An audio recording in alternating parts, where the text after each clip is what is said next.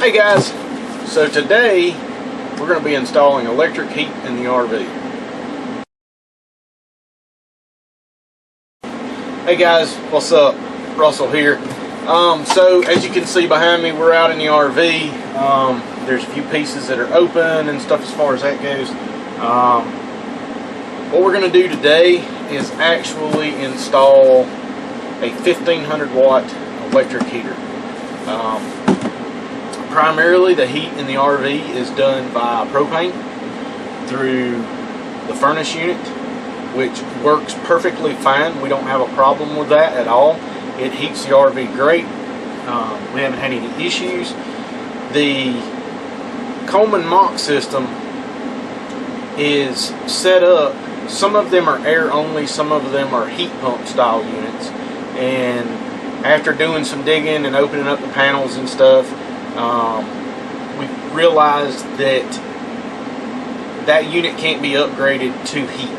We can't put heat strips in it. We can't put the converter board in it to make it run like a heat pump. So we started looking at other options. This was what we came up with. This is made by Cadet. It's called a Com-Pak. They make a 1500 watt heater that's rated to run off of 120 volts. So our objective for our cross-country trip to Alaska and spending time in Alaska is going to be that we'll have shore power there, but propane's a little more expensive there, and if we're going to have shore power and we can supplementally heat the RV with electric heat that we're already paying for, that's going to benefit us the most. So basically today's video, what I'm going to do is I'm going to try to walk you through step by step from taking the panels loose, where my access points are, how to get my wiring from one side of my RV to the other side of the RV to where the electrical panel is. We're going to put in an extra 15 amp breaker that runs nothing but the heater, so it's a standalone circuit. And you know, from there, hopefully what we're going to end up with is we're going to have electric heat. Now granted, I do not need heat today. It's 92 outside right now. I'm in the RV. We're plugged into shore power. I've got the air going to try to pull the temperature down in here, because during this installation there'll come a point where I have to put a breaker in the electrical panel, and I'm going to have to be completely disconnected from battery power, from the inverter, from shore power, everything, to be able to go in there and configure that and get all the wiring and stuff hooked up. So stick with me. I'm going to flip cameras back and forth to be able to show you up close on how I'm routing everything and how everything's going to go installed, because this is not a normal thing. I don't think there's many people out there that install electric heaters. So I'm going to try to do this one step by step so you can really get a first-hand view of exactly what's got to be done in order to make this happen. Alright, stick with me guys. Alright, so here's our electrical panel. Now, right now I've got the cover off of it, and we're connected to shore power because the air is running, so I'm not going to go poking my fingers in there and get shocked.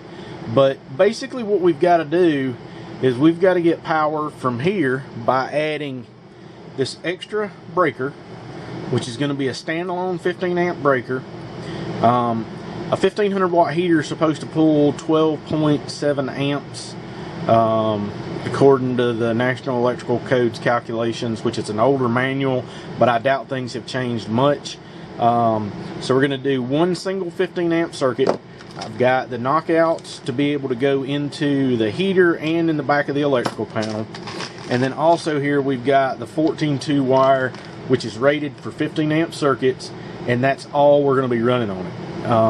If we were going to do anything else on this circuit beyond that, then we would probably run 12-2, but since only the one 15 amp circuit is going to one location, I'm not so much concerned about it. So the dilemma that we've got is our electrical panel is on this side of the RV, and the only accessible point that we've got to install the heater is on this side of the RV. Now, the advantage to that Fortunately for us, on our Vegas 25.3, is if you look right here, you can see there's a trough running underneath the floor right here that has electrical and plumbing in it. Well, this plumbing goes to the kitchen sink, and this electrical goes over to the actual electrical panel. And then what it does is basically it's going to run underneath the floor here, and it comes up over here inside of this cabinet. And then from there, it just runs back and goes around, and in turn, comes out right here underneath where our inverter's at. And then we just run our line over, and we have an extra knockout back here, right here, that we're going to be able to punch through and then run our wiring straight into here, and we'll install our new breaker down here so it'll have power, and it just snaps in. So we'll have that standalone breaker for the electric heater. We've got our ground bar and our neutral bar and our power supply. So overall, the job is not going to be that bad. Probably the hardest part of this is going to be fishing wire from here across the RV to here. What I'm actually going to use is a fish tape. I've already tested this, and it will feed all the way through without any problem. I can come in over here on this side and start feeding it under, and it'll make its way through, and it'll pop out over here. So what we'll end up doing is run our wire from our electrical panel around, tie it on, feed it under, and then we'll run it through, and we'll come in over here. Now, an issue that we're going to run into is this is our carbon monoxide detector, but you can see I've got it out, and I've actually put it in upside down. Wow, that's funny. It doesn't matter because it's not installed right now. What I'm going to do with this, based on the manufacturer's recommendation, this is supposed to be mounted a minimum of 18 inches off the floor, and its power is supplied by 12 volts. Now, I've already got the screws out of this panel, so we can drop it down, and we know that we've got a 12 volt circuit coming in here. This is where our hot water heater's at, and if you watch that video that I'll post a link to up here on how to adjust this, this is how I knew this access point was available. Now, the heater comes with an isolation can that will install in this panel to protect everything back there. I may have to do a little bit of work to reroute that water hose that's back there, and kind of turn this up a little bit. I may have to put a new connector on there or something, but that's not a big deal. That's going to be relatively simple. Most of that PEX will twist. But I'm going to end up cutting the opening in this board and actually frame it in so this can be attached to it and make it nice and sturdy. And then I'm probably going to add some reinforcement back here for this to screw through to, since it's just screwed into this little simple panel. Now, what I'm going to do with the carbon monoxide and propane detector that's in here is actually I'm going to mount it in the slide out right here, and up here is our charging station, which has 12 volts coming to it. The amperage draw on the carbon monoxide propane detector is minimal. It can run off of this circuit without any problem, and there's enough space inside of the frame opening behind this to be able to cut this out. And what we'll do is we'll measure up 18 inches and we'll put it just below that. As a matter of fact, you can see here that 18 inches off the floor is going to put us there, and that gives us plenty of room in the bottom of this to actually install our carbon monoxide detector. Now, one thing about the manufacturer's recommendations on this is do not install it in a doorway, and you need to install it in an open space near where you may suspect a propane leak.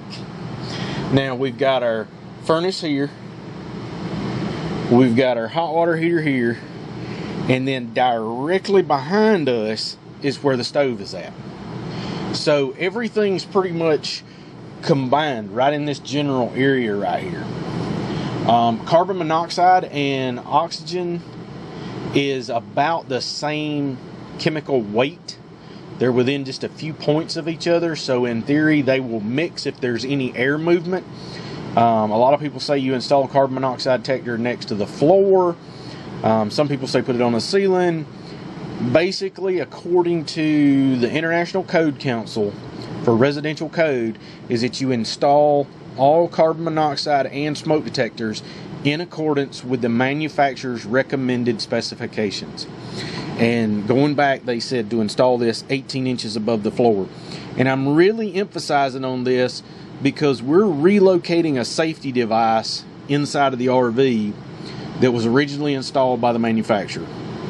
And I don't want to move this and it not function and cause harm or damage to myself or my family. So it's imperative that you make sure you get the model information and physically read the directions on where and how that thing is supposed to be installed if you're going to move it. This is where I have to throw that disclaimer in there. If you decide to do this, you're 100% on your own. I take no responsibilities. You have to be confident in your skill set, and you have to do your research in order to make modifications to your own RV. So that being said, then what we're going to do is I'm going to go ahead and pop this out. We're going to get our box, lay it out on here, start drawing out our opening, and then I can take it down to the shop, cut it out, put the reinforcement boards into it, and then cut my reinforcements to go inside of here, and we'll be ready to start doing the installation. And then what I'll do is I'll put the camera on my head and actually start fishing the wire through so you can see firsthand as I'm working. Alright, so we've got this drawn out. We're basically 4.5 inches in on each side. We're 2 1/8 down from the top, and that puts us right at the bottom of this, so we can try to get rid of some of this crappy workmanship that was done when they installed the original piece. But basically what we're going to do is we're going to go down to the shop.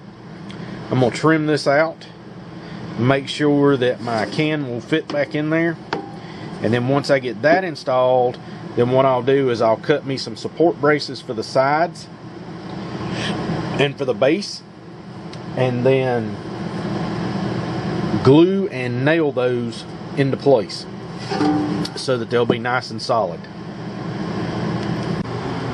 Alright, so that's got our frame built to hold our panel in. Flip this over. So that's our wall can. And then this sits on here. Let me get all the holes lined up. Just like that. And that's how our heater is going to sit on there. Alright, so we've got our hole cut out in our slide there. So now I'm going to try to one-handed push this in there. Hold the camera. There's our wires going in, and alright, there's that. Now there's a tape measure, and you can see we are below 18 inches, so that worked out really good. So now all I got to do is put screws in it.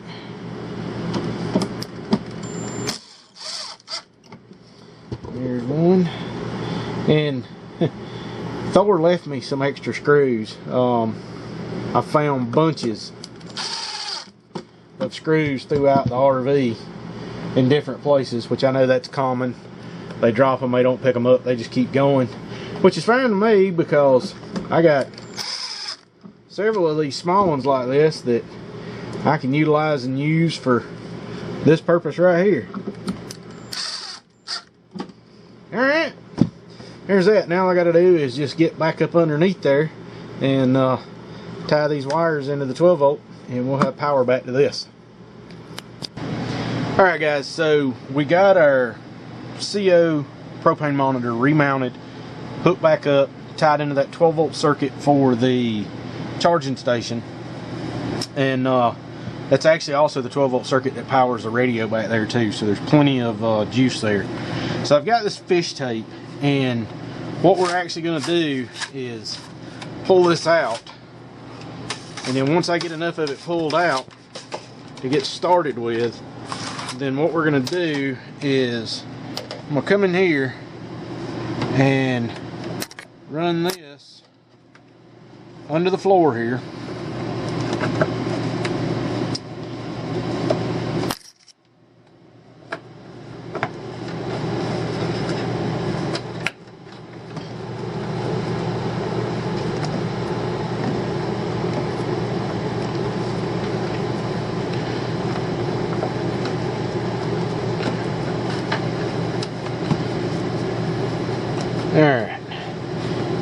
finally.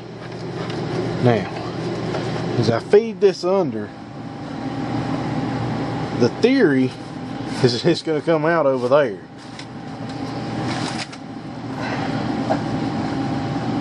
Oh, there it is.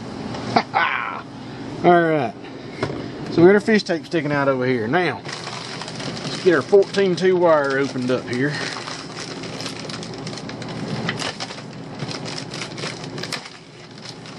There we go. Now, let's see. Now this may be the aggravating part, is I gotta feed this around to this other side over here.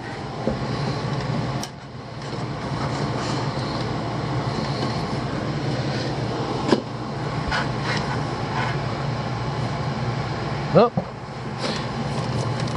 there it is. Alright. Now, that wasn't too bad. Unroll some more of this. Here we go. Now, what I'm going to do,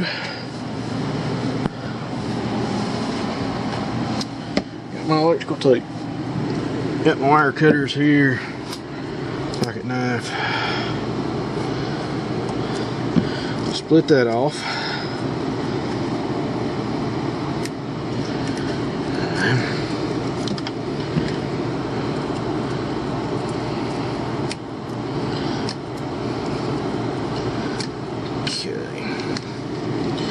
Now what I'm going to do to make this easier, I'm going to cut this off,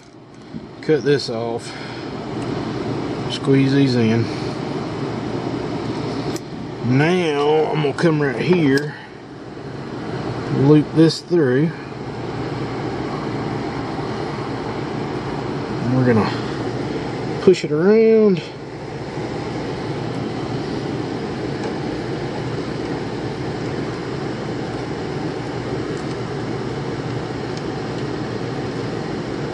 Alright, got that twisted on there.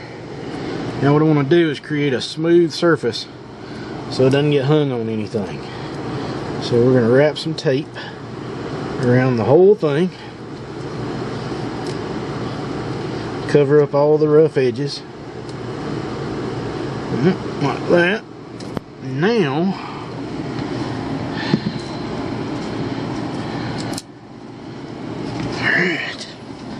come over here, start pulling our fish tape back.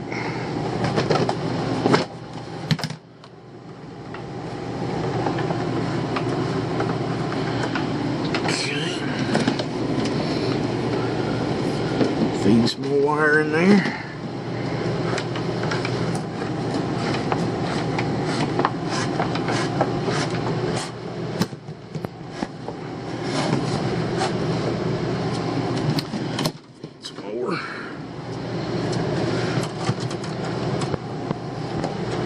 And there we go. Alright. So we made it over to this side now. So now, just undo our tape here.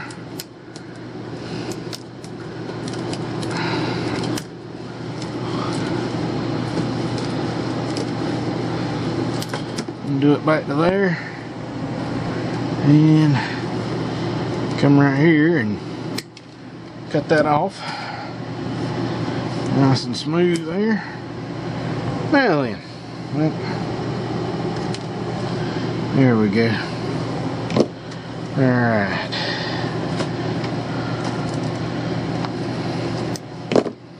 Undo this off of my fish tape and we'll roll this back up now. I'm gonna tell you, this thing is a lifesaver. I don't remember how much they were, but when I got it, I mean, this thing has saved me tremendously. When I ran the fans up front in the dash for extra air movement and stuff up front, that was a huge thing to be able to run the wires down the A-post so I didn't have to disassemble half of the front of the coach in order to get in there. I was able to take that one trim loose on the top and fish right down through there So what I'm gonna do now is fish out enough of this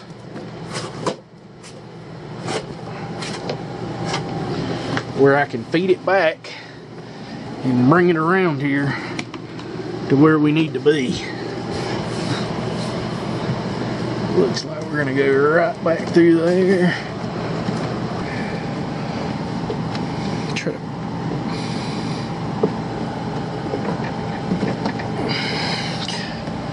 There it is. Alright. Got it coming around. Let's feed this back through there like it's supposed to be. Now, as you can see back there, basically I just ran it the same way that they've got the wires run to begin with. Now we probably don't need quite that much, but I'd rather have enough than not enough.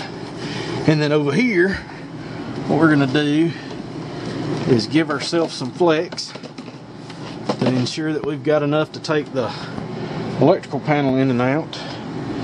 We get our cutters, come right here. Looks good. Alright, so now we're going to pop that plastic piece out.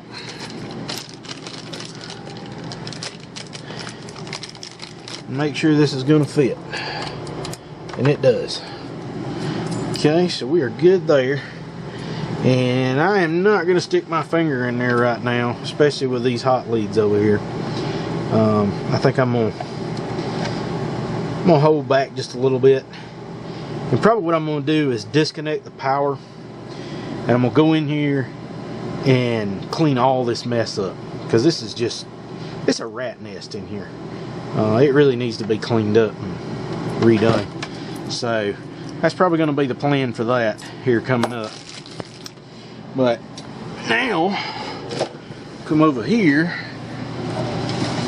and we've got our box here, and it looks like the simplest process is going to be to come right in the bottom there. So we'll take our multi-tool here, or multi-screwdriver I should say.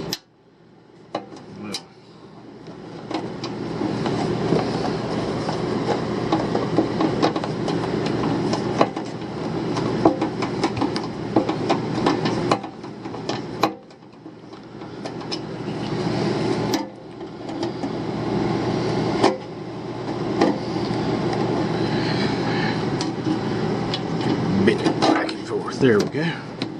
Alright, so now we got that off. I'll just go ahead and use the one that I opened here. Okay. There's that one.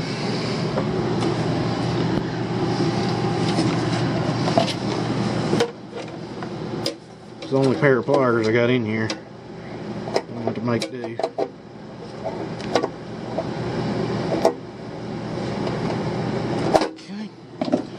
There's that. Now,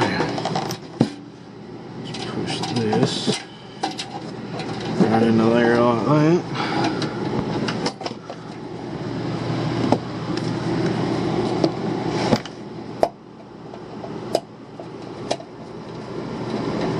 Now I can tell you, do not tighten this down super tight. These things will pinch through this Romex and ground out. I had that problem when we built the house. I had a circuit upstairs for the bathroom vent fan. It was super tight to get up in there, and I couldn't reach everything, and I ended up tightening it up too tight, and this right here looks like it's going to close down all the way. Here we go. We still got just a little bit of give, but not much. So now set that in there like that, and I've still got to put my reinforcements in the corners here, and I'll get those here shortly. But that's got our wire run to here, and for the time being what we're gonna do is just zip these in just to hold this in place while we're doing some of the other stuff, so it's not flopping around and falling in and out.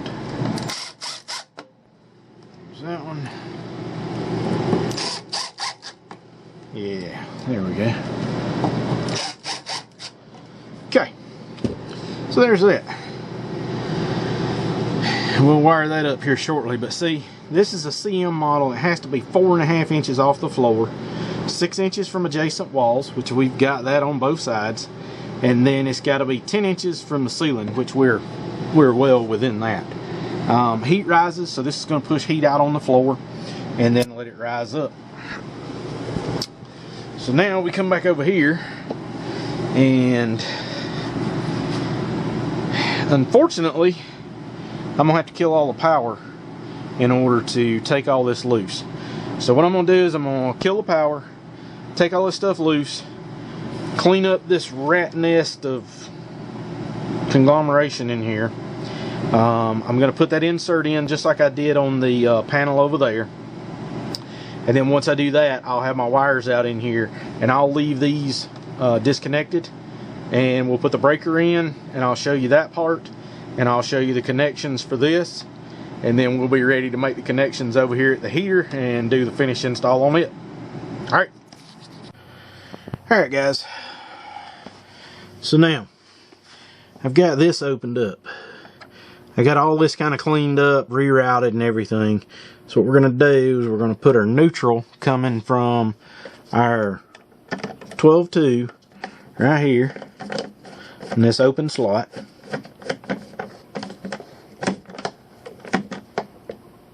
Just like that. And then I've got my ground that's going to go in that open slot right there.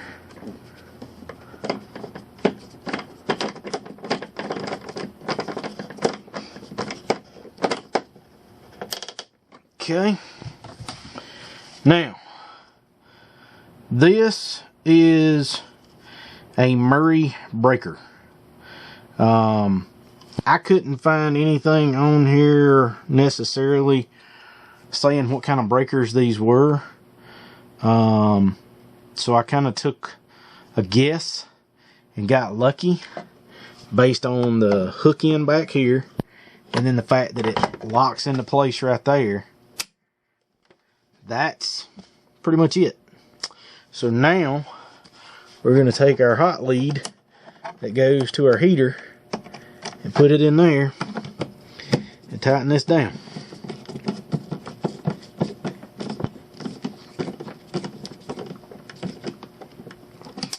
Alright, now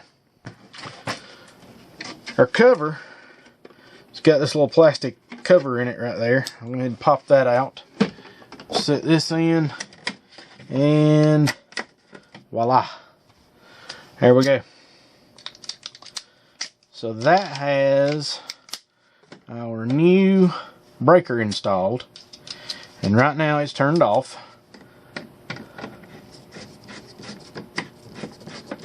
Tighten this up and tighten this one up.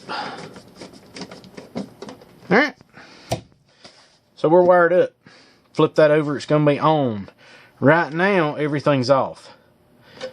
Power's reconnected outside, so we're going to flip the main, AC, microwave, GFCI, receptacles, converter. I hear the converter come on, the microwave come on, and I'm sure the air conditioner will probably come back on here in a minute because it's already gotten hot in here. So now we're going to leave that 15 cut off, and I got to get some of this stuff cleaned up here and get everything situated so I can get spun around back behind me and hook the heater up. So let me get cleaned up and I'll be right back. Alright guys, so here is the heater insert. The thermostat, fan, the heater's up there, and basically you got two leads. The black is going to go to the red side of the thermostat, and then it comes out and feeds in. So this controls our power. Here's our neutral, and our ground actually connects to the body back here. Thing to remember about a ground wire, if you have a screw like this, is to wrap it around the screw the same way that you would tighten it. This tool, I'm telling you, these Southwire screwdrivers like this are the bomb, because it has so many different functions and adapters to it to be able to, you know, work that instead of having to use a Phillips head screwdriver. You can get a lot better tension on that way. It just works out better. So I've got my neutral here. I'm gonna come up here, put these side by side. These are some tan wire nuts, just like household wiring for 120 volt circuits. I'll tighten this down on there, twist it on really good. Alright, there's that.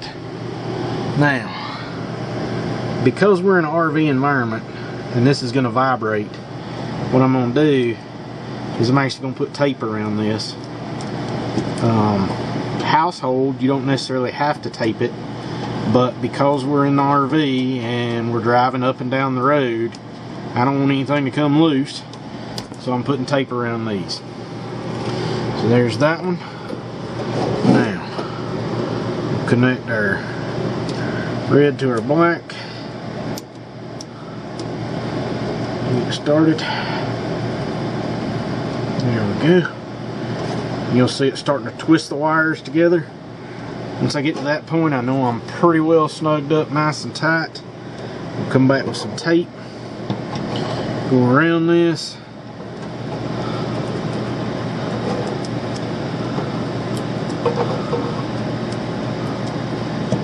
That. Now, alright, there's that and that. So now it says all field wiring outside these lines, so we can't have any wiring in here. So what I'm going to do is I'm going to make sure this is bent and pushed down just like that, and then we've got two little tabs that we sit in down here, and this folds up just like that. Guess that tab got bent somehow. There we go. We got our screw. Make sure I got everything squared up there. Put our screw in.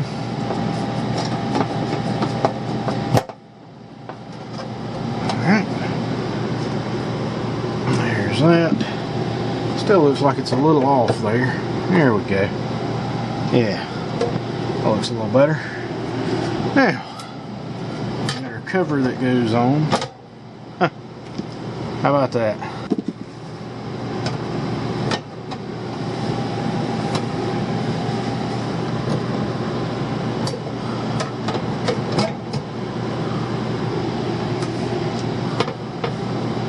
Well, I'm gonna go ahead and tell you, these two little screws that they sent is not gonna put that front cover on at that point. So I'm a little bit confused on what I've done wrong here. But apparently I have done something wrong. Okay, so what ended up happening is this has to be seated all the way in. So basically I took the screws out in the sides and put it in solid. So we've got our wires connected. We're gonna make sure everything stays flat to the bottom. That fits right in between those two screws. That'll go up there, and we will start that with that, and okay, there's that. Now, basically what I found is you have to use longer screws on this. I don't know. I went back through the directions. They're about useless as far as the installation process goes for this part of it. They're not very good detail by all means. So I get these started in here and run them in.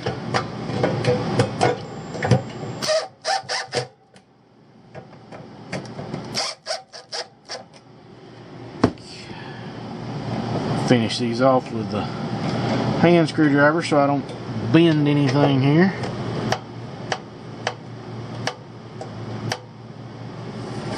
Alright, here we go. Now, put the thermostat knob on. I'm not going to put this all the way on. I'm just going to set it on there because I think I'm going to take this off and I'm going to paint it. And also I still got to take this out and put the reinforcements in the corners to stop this right here. This whole vibrating stuff. I want to be able to, I'm going to put two strips down each side to secure that in nice and solid. So let's see. I'm guessing at this point that we are ready to apply power to it. And then I got a heck of a mess to clean up here. So 15 amp breaker turned on. Didn't trip, no problems there. Let's see. See if we can hear it click. Oh, there it is. Okay. Oh, it's putting out heat already. Wow, that was quick. Holy cow, that's quick. Yeah, it's definitely throwing heat for sure. I mean, you can feel it. I can feel it out here, away from it. So yeah. Alright, good deal. Well, it looks like we have us an electric heater. Alright guys, hope y'all enjoyed this video. Close that panel behind me, and I've still got the air on here, so the heat's definitely off. A whole lot nicer working in here with the air conditioning on for sure. So definitely hit that subscribe button. Stay with us. We're going to come to you with more videos. Give us a thumbs up. Check us in the comments below if you got any questions, comments, whatever. Drop them down there. And you know, be sure and check us out on Instagram. We're on Instagram as Two Trail Hikers. We're on Facebook as Two Trail Hikers. And we've got our YouTube channel, Two Trail Hikers. And then you can always check us out on www.twotrailhikers.com. So appreciate y'all tuning in. Be coming to you with some more.